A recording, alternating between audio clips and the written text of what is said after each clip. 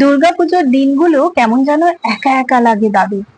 ঢাকের সঙ্গে শাঁখ ঘন্টার আওয়াজে চারিদিক মাতোয়ারা হলেও দাদুর ছোট্ট কুঁড়েটা নিস্তেজ। শুধু দাদু আর ছোট্ট নাতনি আলো।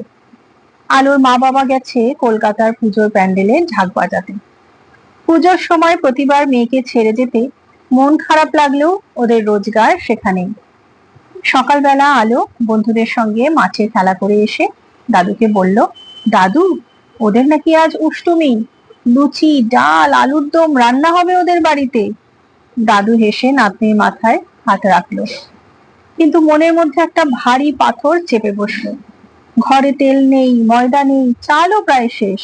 তবু সে কিছু না বলে চুপ করে বসে রইল।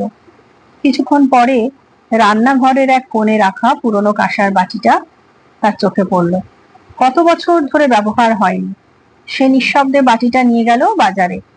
ওটা বেচে সে কিনে আনলো ময়দা, তেল, ছোলার ডাল আর কয়েকটা আলু। বিকালের দিকে দাদুর রান্নাঘর থেকে ভেসে এলো ভাজা লুচির গন্ধ। আলো ছুটে এসে বলল, দাদু, তুমি লুচি করেছো? আজ আমাদেরও অষ্টমী। দাদুর চোখে জল এসে গেল।